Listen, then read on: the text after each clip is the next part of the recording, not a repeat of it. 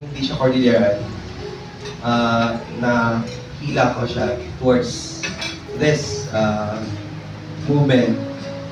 Dahil una ko siya naging classmate in 2017. Naging classmate ko siya sa story development. So kami yung nagbabatuhan in the development of our stories. And that in tandem made me come up with The Daan Na, which was my first short film, supposedly have been produced in 2018, kaso na-shoot na siya by 2019. Na-release lang siya, supposed to be, it was in March of 2020. Kaso pandemic din, na-move ang release ng pelikula, ng short film, in November of 2020. Then, yun yung naging vehicle ko actually.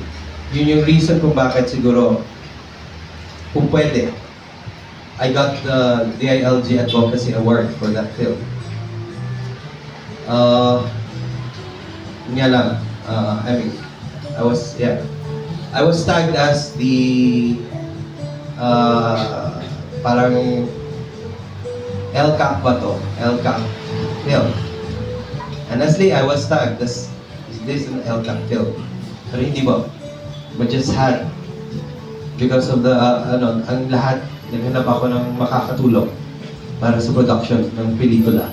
And ang nakatulong is, kahit sa sasakyan man lang, ang PNP. Kaya sila may presence doon sa pelikula is because sila lang yung nakatulong. But if you watch the film, takot ang mga asawa ng mga pulis. Natatakot yung mga asawa ng mga pulis. Ayaw nilang isama na gamitin yung pelikula sa kanyang caravan. Kasi baka daw matag sila na taga-kabila. Yeah. Anyway, but that film gave me the nomination for Gawad Urian. The fourth Gawad Urian. So the Gawad Urian is like the Oscars of the Philippines. So yun, hindi man nanalo ng best short film pero Chamba lang na nakapasok sa nominasyon. Anyway, thank you Dr. Ngales, Eliak Ibusaudi, with emphasis, because I'm proud. Kasi the moment I met her, then she may have not recalled immediately nung muna. Sabi ko, I was in your lectures back in 2017. Nung nagle-lecture siya para sa FDCB Cinematech on cultural sensitivity and appropriation. So, if you need to listen and about the shared stories nung sinishare niyang mga kwento, ang hindi ko makakalimutan doon kasi yung nuances that you have to pick up. Yung isa is yung tungkol sa pagtatanong sa pangalan ng asawa ng isang chieftain. Hindi pa lang pwedeng i-mention ng chieftain ang pangalan ng asawa niya. Kahit sabi, sir, ano yung pangalan ng asawa niyo? Tapos para ililista niya doon sa notes or on the record, hindi man lang siya pinapansin. Ito hindi niya alam sa pangalan ng asawa niya.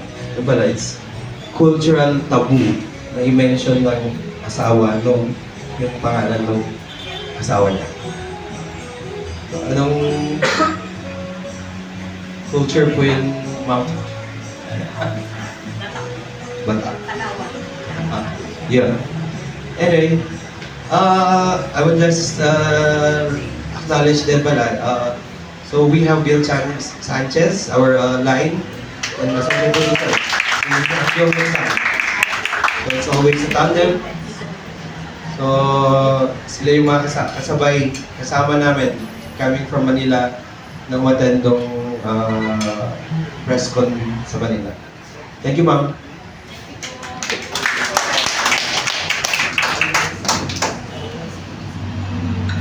Okay. Thank you. Mababaitan niya man.